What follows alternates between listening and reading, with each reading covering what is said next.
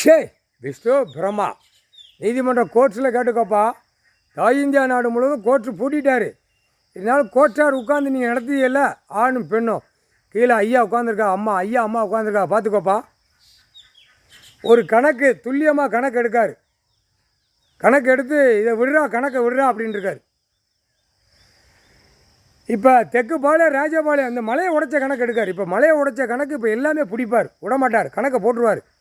கணக்கை போட்டவொடனே மலையில் பூரா உடைச்சி தின்னவன் அந்த மலை எங்கே போயிருக்கா அப்படின்னு எந்நேரம் பார்த்தாலும் கல்லை உடைச்சி வந்து இறக்கி இருக்குதான். அது பூமி உயிரோட்டம் கொடுத்துட்டார், அதுக்கு உயிர்.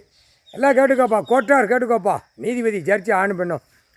அரசியல்வாதி அவன் பொண்டாட்டி இருக்கான்ல, பொண்டாட்டி மாறுக புள்ள பேரம்பேத்தி இருக்குல்ல, எல்லாம் கேட்டுக்கோப்பா. நல்லா ஒரு நீதியாக உட்காந்து கணக்கு கொடுக்க வேண்டியவங்க வெளியில் இவ்வளோ ஒரு தப்பு நடக்கிற கணக்கு கொடுக்கார், கடவுளே கொடுக்கார் பாரு அப்படின்னு. அப்போ நீதிமன்றமே அவன் பூரா அழிச்சிட்டான், தப்பு பண்ணி வைக்கான். அவன் பொண்டாட்டிமார்களுக்கு மலையிலேருந்து உடைச்சி அந்த தாறு அந்த கல்லை கலக்கி விட்டு அந்த உச்சியிலேருந்து உள்ளங்கால் வரைக்கும் ரோடு போட்டால் எப்படி இருக்கும்? இது உயிர் தானே, அவன் பொண்டாட்டி உயிர் தானே, அவன் புள்ள பேரம்பேத்தி உயிர் தானே. அந்த உயிரில் தாறு கல் மலையில் உள்ள கல் உடைச்சி அந்த ரோடு போட சொல்லப்பா. அப்போ அதை வலிக்குமா வலிக்காதா? அப்போ பூமிக்கு உயிர் கொடுத்துருக்காரு. பூமியில் உயிர் வாழ்கிறதுக்கு சாப்பாட்டு உணவு பூமி கொடுக்கு. அதுதான் மலையை பொழிச்சு இறக்குதார். மழை இல்லைன்னா மழை இறக்க முடியாது, அதில் பவரை ஏற்றிட்டார். அது எல்லா மலையிலும் அந்த பவர் இருக்குது. அப்போ அந்த பவர் உள்ள மலையை உடைச்சி எப்படி அசிங்கம் பண்ணுதான்? அப்போ கடவுளை அசிங்கம் பண்ணுதானா? அப்போ இது என்ன கணக்கு தெரியுமா? மாநிலத்தில் ஓட்டை வாங்கி இந்த தமிழ்நாடு முழுவதும் நான் தான் கட்டி ஆண்டேன், நான் தான் இப்போ படைத்தேன், நான் தான் பூமியை ஆண்டோம்னு பூமியில் உள்ள கணக்கு பிடிச்சி நிற்கான், வீல் சேரில் பிடிச்சி உட்காந்துருக்கான். அப்போ அவன் பொண்டாட்டிமார்களுக்கு தார் ரோடு போட்டால் நல்லா இருக்கும்ல, அவன் உயிர் தானே. அந்த உயிரை அவனை சிந்திக்க சொல்லப்பா அரசியல்வாதியை. சோறு தானே திங்கான், வேறு என்னத்தையும் திங்கானா? நல்லா கேட்டுக்கோப்பா. மலைகளை உடைச்சி போனால் அவன் அரசியல்வாதிக்கு ஐயா நீதி அரசர் உட்கார்ந்த உடனே கோர்ட்டிலிருந்து, அதே பூமியில் கோர்ட்டு இருக்கா, பூமியில் கோர்ட்டு நீதி அரசர் நீதிபதி ஜட்ஜி ஆணும் பெண்ணும் 5க்கு 3 போட்டார், 5 3 8 வழக்கறிஞர் பூரா புரிஞ்சுக்கப்பா.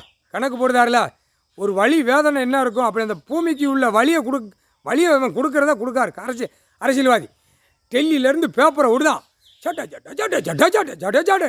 இவன் வரி 2ஆம் நம்பர் வியாபாரம் பார்க்குறதுக்கு அந்த மலையை உடைச்சி மில்லு தொழிற்சாலை போடு, வரியை கொண்டு நான் பிடிச்சி ஆட்டி சம்பளம் போடுறேன். அப்போ இதில் எப்படி கணக்குப்பா? ஒரு மலையை உடைச்சதில் இவ்வளவு அதிகாரி கணக்கு பூரா எடுக்கார். எவ்வளோ பெரிய பாவத்தை செஞ்சுருக்கான். உங்களுக்கே கண்ணீர் வரலையாப்பா? நீதிபதி கோட்டார் ஜட்ஜி ஆணு பெண்ணுக்கு கண்ணீர் வருதா இல்லையா? இந்த உடைச்ச தார் அவன் பொண்டாட்டி மேலேருந்து கீழே வரைக்கும் ஊற்றி ஒரு போர் விளையாடில் சைக்கிளை வச்சு ஓட்டட்டுமே, அப்பா அவன் பொண்டாட்டி பிள்ளையில அழுவும்ல, அந்த பாவம் அவனுக்கு தெரியல.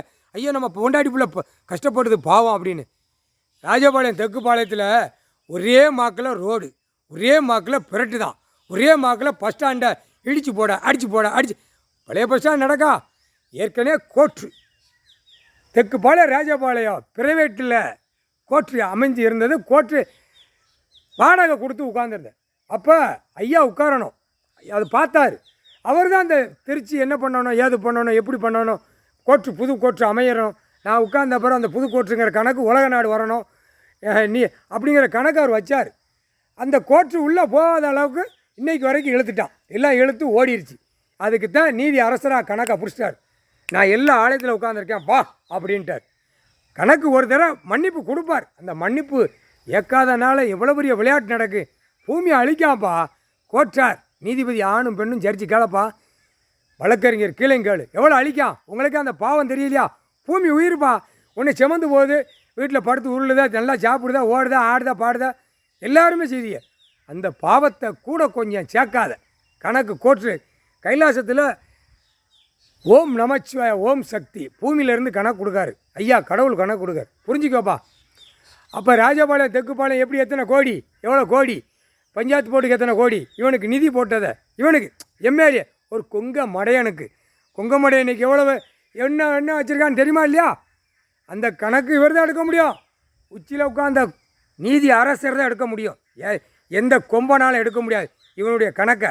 அந்த நேரம் எப்படி வருதுன்னு பார். அதுக்கு தான் எல்லா கைலாசத்தில் உள்ள விளக்கு சிவலிங்க கொடி எல்லாம் ஏற்றி வேலையை முடித்த உடனே தட்டிட்டான். இது பெரிய கொள்ளை கூட்டம். கவர்மெண்ட் லாயர்லேருந்து எம்எல்ஏலேருந்து மேலே டெல்லியிலேருந்து இங்கே வரைக்கும் சென்னை மெட்ராஸ் வரைக்கும் கெச்சு போடுவாங்கப்பா. நீதிபதி கோட்டாரவில் உங்களுக்கு தெரியாது, அவரை உட்கார முடியாத அளவுக்கு குடும்ப வாரிசு உட்காந்துச்சுன்னா நச்சிருவாருன்னு அவனுங்களுக்கு எல்லாம் தெரியும். உட்கார்ந்தும் இன்னும் சிந்தனைகளை கொடுத்துக்கிட்டு இருக்கார். மன்னிப்பு ஒரு தடவை கொடுப்பார், ஆனால் அந்த மன்னிப்பை இன்னுமே கிடையாது. ஆனால் கொடுத்தார், எப்பயோ கணக்கு உள்ளே கொடுத்தார். மன்னிப்பு ஒரு தடவை கொடுப்பேன் சரணடா அப்படின்னார். இன்னும் உலக நாடை அப்படியே உரிச்சு எடுத்து விடுவார். முக்கால் சத்தியம் புரிஞ்சுக்கப்பா. கோர்ட்ஸ் நீதிமன்றத்தில் நீதிபதி ஜட்ஜி ஆண் பண்ண போட்டியாச்சு. நீங்கள் எப்படி கணக்கு ஒப்படைக்கிய, எப்படி கணக்கு எடுக்கிய அதையும் பார்ப்பார். நீதி அரசர் கடவுள் அவர் தான் எடுப்பார்.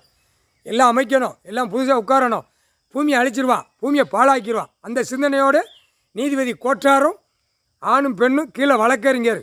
நீயும் புரிஞ்சுக்கப்பா. முக்கால்